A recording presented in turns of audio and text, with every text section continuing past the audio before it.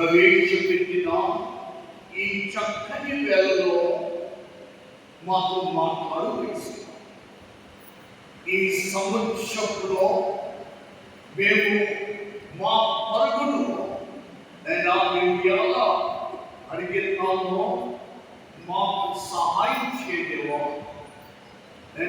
ఎటువంటి రీతిగా ఈ పరుగు మేము పరిగెత్తాలో మాకు సహాయం చేయవా, మాకు మాట్లాడవా,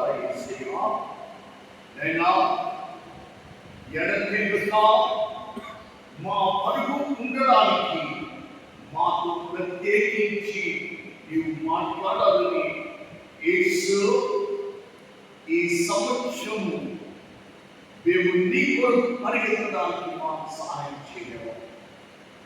గత సంవత్సరాలు ఎన్నో రకాలుగా మా పరుగులు పరిగెత్తాం, దేనికో పరిగెత్తాం, ఎవరి కొరకో పరిగెత్తాం.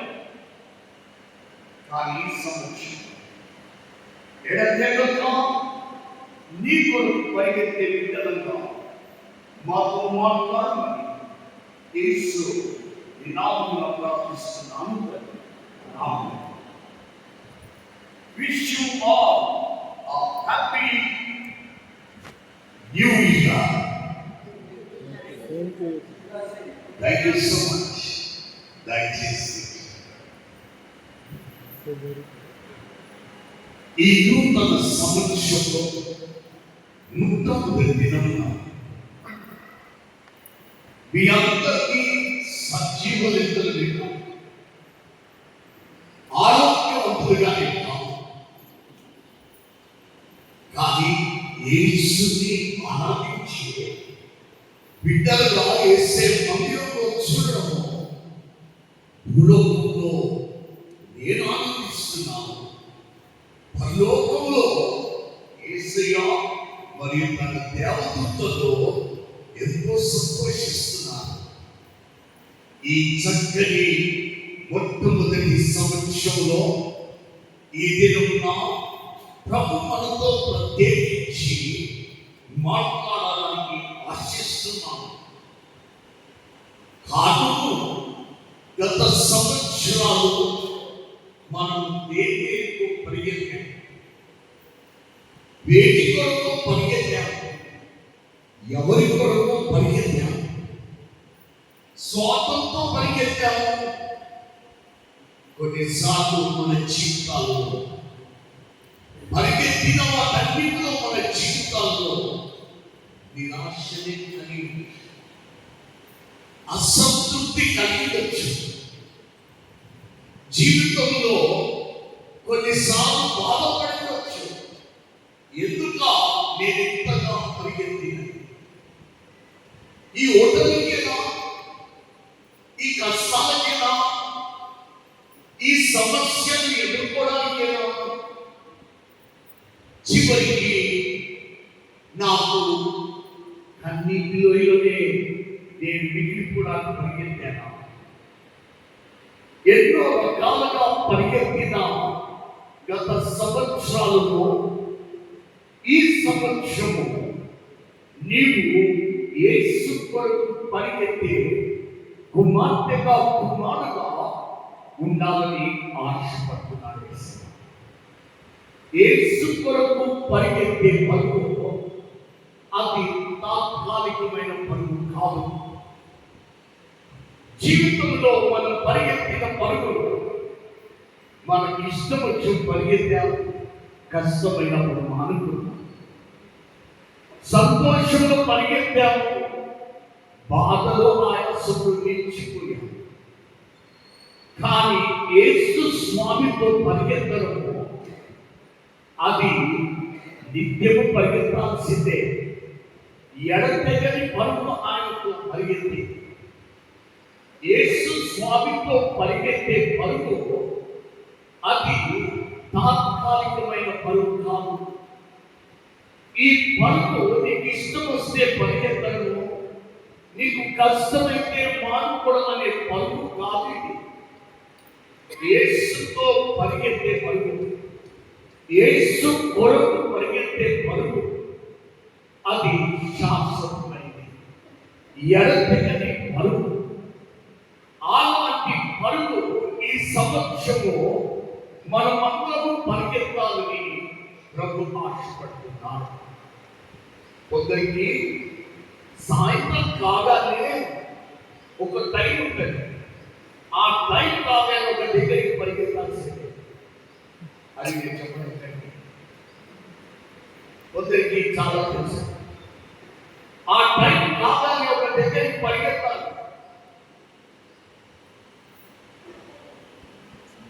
కానీ ఈ సంవత్సరం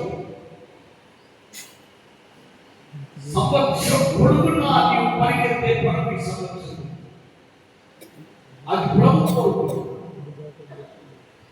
కొందరు స్నేహితులు కోరుకునే పరుగు అది తాత్కాలికమైన పరుగు.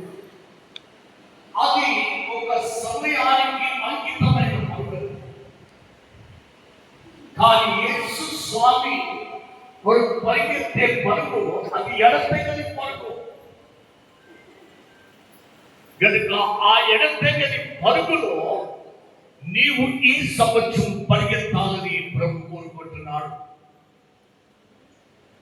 ఈ పరుగులో నీవు ఎదుర్కోపోయేవి ఎలాంటివి? నీ జీవితంలో ఈ సంవత్సరము నీవు ఈ పరుగులో నీ నుండి ఆయన కోరుకుంటున్నది అది నీకు తెలియాలని యేసయ్య చెబుతున్నారు. చదువుబడినటువంటి సువార్త పాఠం లూకా రాసిన సువార్త 9వ అధ్యాయం 57 నుండి 62 మట్టుకు అక్కడ జరిగిన 3 సంఘటనలు సందర్భాలను పట్టుకొని ప్రభు మనను ప్రత్యేకించి మాట్లాడాలని ఆశపడుతున్నారు. చాలా మంది నా పరుగు గురించి ఈ ఎడతెగని పరుగున్నారు. నా పరుగు ఎలాంటిది అనంటే ఎప్పుడు కూడా నేను అది చెప్తుంటాను.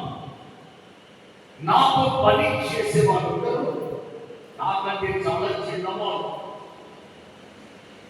నా వయసు 64 సంవత్సరాలు. నా దగ్గర పనిచేసే వాళ్ళందరూ కూడా నాకంటే చాలా చిన్నవారు, 20 సంవత్సరాల పైగా చిన్నవారు. వారు తరచుగా ఆయా సందర్భాలలో దగ్గు, జ్వరము, ఒళ్ళు నొప్పులు, వైరల్ అని వారు సాకులు అస్వస్థతతో వారు లీవ్లు తీసుకుంటా ఉంటారు.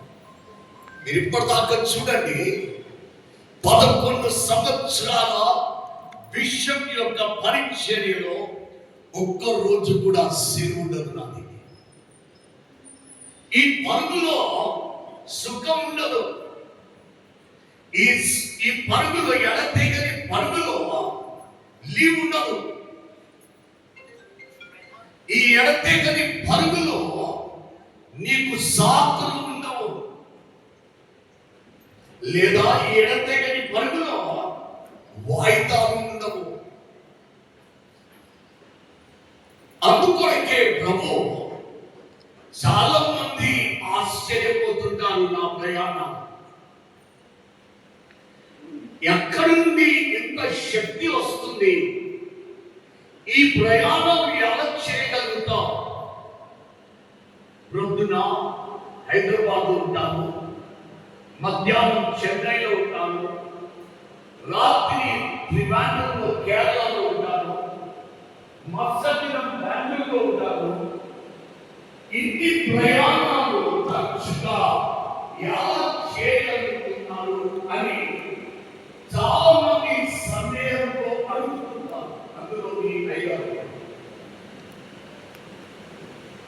నేను అయ్యాన్ని చాలా సార్లు ఆ కొద్దిగా ఇదిలో తెలియనంటారు. అయ్యారు మీ వయసు ఎంత, నా వయసు ఎంత? వారు ఏమంటారంటే, తండ్రి గారు మేము 2 సార్లు అభిషేకింపబడ్డావు, నీవు 5 సార్లు అభిషేకింపబడ్డావు. నీకు 5 రెట్లు ఎక్కున్నది దేవుని కృపారంట.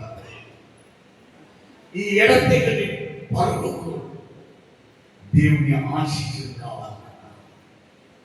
తీర్మానాలు పర్వాలేదు, కానీ తీర్మానాలతో నీకు కావాల్సింది దేవుని మహాకృప కావాలి. ఆయన కృప లేని మనం ఏది కూడా చేయలేము. అందరూ అనుకుంటారు, నాకున్న బలము, నాకున్న జ్ఞానము, నాకున్న ఐశ్వర్యము, నాకున్న పలుకుబడి, వీటన్నిటిని బట్టి నేను పరిగెత్తగలను, నాకున్న వాగ్దాటు అని అనుకున్నాను. కానీ వీటన్నిటితో నీవు ఎడతెగగా పరిగెత్తలేవు. నీవు ఎడతెగగా పరిగెత్తగలుగుతావనంటే నీవు దేవుని మహాకృప నీకు కావాల్సింది. దేవుని కృప లేని నీ పరుగు నీవు పరిగెత్తలేవు. యేసు స్వామి 57వ వచనంలో చూసాం. ఆయన వెళ్తున్నాడు, ఆయన మార్గంలో వెళ్తున్నాడు. ఎక్కడికి వెళ్ళి యెరూషలేముకు వెళ్తున్నాడు. వెళ్తుంటే ఒక వ్యక్తి వచ్చాడు. ఒక వ్యక్తి తనకే తానే నిర్ణయించుకున్నాడు. ఏమనంటే, యేసు నేను వెంబడించాలి. ముగ్గురు చదువుకున్న వాళ్ళు ఈ సంవత్సరం నీవు కూడా తీర్మానం చేసుకొని తెలుసు. I want to follow Jesus. ఈ సంవత్సరం నేను నా స్నేహితులను ఫాలో చేశాను, నా బాయ్ ఫ్రెండ్ని ఫాలో చేశాను, నా గర్ల్ ఫ్రెండ్ని ఫాలో చేశాను. నన్ను చీకటి స్థలాలు తీసుకుని వెళ్ళి వారితో నేను ఫాలో అయ్యాను. నన్ను అనేకమైన పాపాలకు ముడివేసి జంతువుతో నేను వారిని వెంబడించాను. కానీ సంవత్సరము యేసుని వెంబడించాలని నీవు ఒక తీర్మానం చేసుకుని, కానీ నీ తీర్మానము అది ఎడతెగని తీర్మానమా, లేకపోతే అది తాత్కాలికమైన తీర్మానం, లేదా అది ఆవేశపూరితమైన తీర్మానం. చాలా మంది యేసుతో పయనిస్తే ఈ వ్యక్తి కూడా అదే అనుకుంటున్నాడు. యేసుగా నేను నీతో ప్రయాణం చేస్తాను. అప్పుడు యేసు అయ్యా, నా కలకు కొరియలకు ఆకాశ పక్షులకు గుళ్ళున్నాయి, కానీ మనిషి కుమారుడు తలవాల్చుకోవడానికి స్థలం లేదని చెప్పాడు. అంటే ఆ వ్యక్తికి ఏమని సంబోధిస్తున్నానంటే, అయ్యా నాతో పయనిస్తే సుఖంగా ఉండాలనుకుంటున్నావా? నీవు తీర్మానం చేస్తున్నావే నన్ను వెంబడించడానికి, తీర్మానం చేస్తే నీ సుఖాలను నీ వదులుకొనిరావా? నీ కంఫర్ట్ జోన్, నీ సుఖవంతమైనటువంటి వాతావరణ పరిస్థితులను నీవు వదులుకొని నన్ను వెంబడించాలి, నాతో పరిగెత్తాలి. నాతో పరిగెత్తడానికి నీవు సుఖం కోరుకొని నాతో పరిగెత్తాలి. నాతో పరిగెత్తితే సెక్యూరిటీ లేదు నాయనా. నాతో పరిగెత్తితే నీకు సెక్యూరిటీ లేదు. ఎందుకంటే నాతో పరిగెత్తితే నువ్వు అంటున్నావే నన్ను వెంబడిస్తానని. నన్ను వెంబడిస్తే నీవు ఒక యాత్రికుడివే. నాకంటూ ఒక పర్మనెంట్ అడ్రస్ లేదు. అయ్యా మీ అందరికీ పర్మనెంట్ అడ్రస్ నాతో పాటు. మన అడ్రస్ ఇది ఆధార్ కార్డు. మనందరికీ ఆధార్ కార్డు. పుట్టిన బిడ్డలకు కూడా మొదలుపెట్టి అందరికీ ఆధార్ కార్డు అడ్రస్. కానీ యేసు అన్నాడు, మనుషులు తలవాల్చుకోవడానికి స్థలము కూడా లేదంటే అడ్రస్ లేదు. వస్తావా? నన్ను వెంబడించగలుగుతావా? నువ్వు నన్ను వెంబడించకోరంటే నీవు నిత్యం వెంబడించిన పూర్వో అంటే మనం యాత్రికులము. ఈ దినం ఇంకొంటాము, రేపు ఇంకో దగ్గర ఉంటాము, ఇంకొక దగ్గర ఉంటాము. మనకంటూ నివాసము ఉండదు. ఈ ఎడతెగని ప్రయాణంలో శాశ్వతమైన స్థలం మనది లేదు. ఈ ఎడతెగని ప్రయాణంలో మన అడ్రస్ అంటుండదు. ఈ ఎడతెగని ప్రయాణంలో నాది అనుకున్నది ఉండదు. అంతేకాదు, అయ్యా నన్ను వెంబడించాలని ఆశపడుతున్నాను కదా,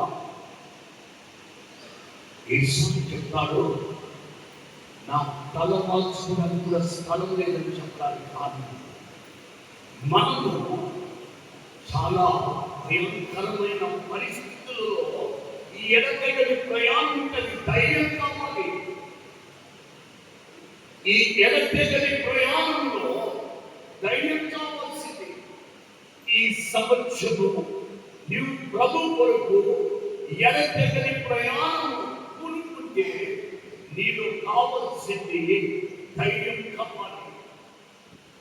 ఎందుకంటే మనము అడుగడుగున భయము, మృగ జంతువుల భయం, మృగ జంతువులకు ఆహారము అయ్యేటువంటి పరిస్థితి మనకు ప్రదర్శిస్తుంది.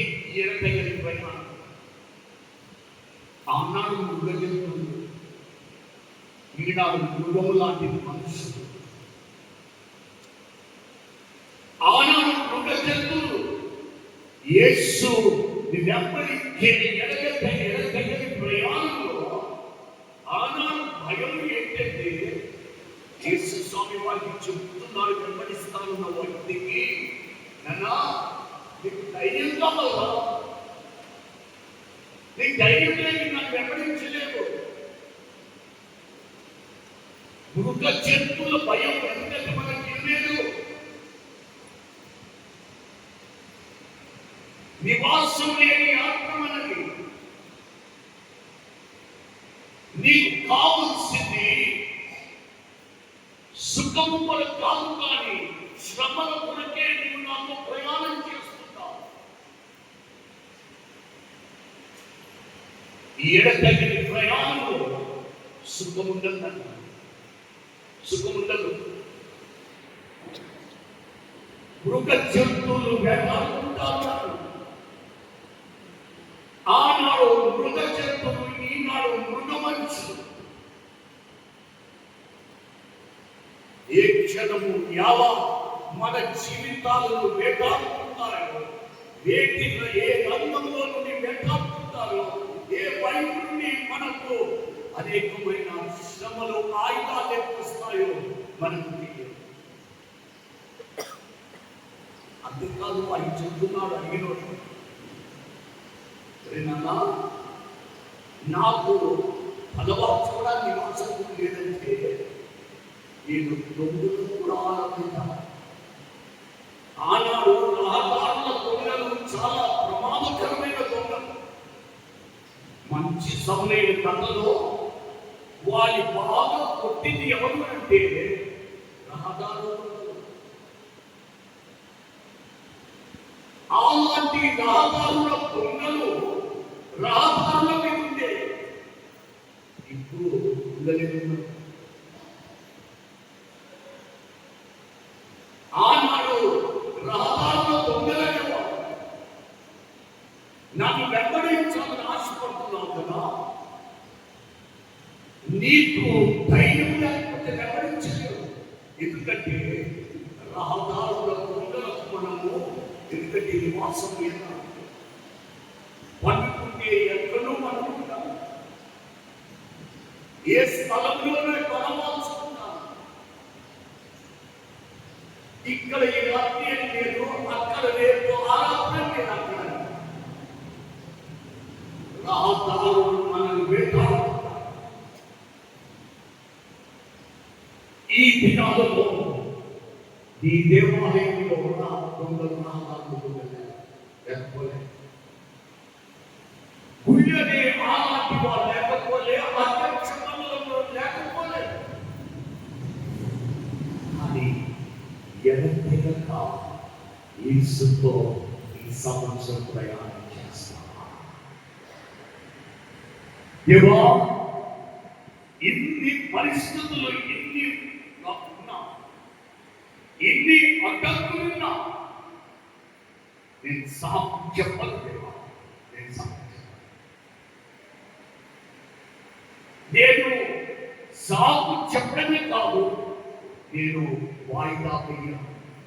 నెక్స్ట్ ఇయర్ జీసస్, ఈ సంవత్సరం అందరికీ అవ్వని, ఈ సంవత్సరం నాకు ప్రణాళిక చేసుకొని పెట్టుకున్నాను జీసస్. 2026 లో నేను అనుకున్నాను, నా యొక్క స్వార్థం కొరకు, నా ఆలోచనల కొరకు, నా కుటుంబం కొరకు నేను ఇది అనుకున్నాను. యేసయ్యా, ఈ సంవత్సరం నేను వెంబడించాను.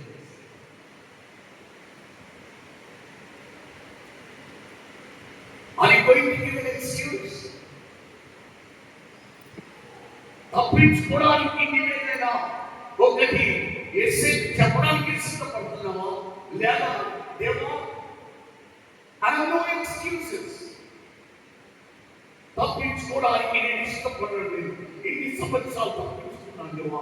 తప్పించుకున్నందుకు నా జీవితంలో నేను ఎన్నో పోగొట్టుకున్నాను. నా జీవితంలో ఎన్నో అనుభవాలు పోగొట్టుకున్నాను. నీ ఆశీర్వాదాలు పోగొట్టుకున్నాను. ఎడతెగక ప్రయాణం చేయలేక ఓడిపోయి కూలిపోయి అడుగంటిపోయిన నా విశ్వాసము, నా జీవితము, నా కుటుంబము ఈ సంవత్సరమైన దేవా మీరు ఎడతెగక ప్రయాణం చేస్తాను. ఈ ప్రయాణంలో నీవు ధైర్యంగా ప్రయాణం చేయి.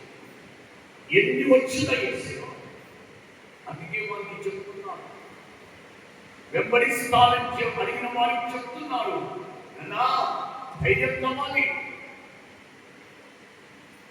నీ ఇంట్లో సుఖాలు అనుభవిస్తున్నట్టు, నీకు 3 పూటలు అమ్మ వండి పెట్టినట్టు పెట్టి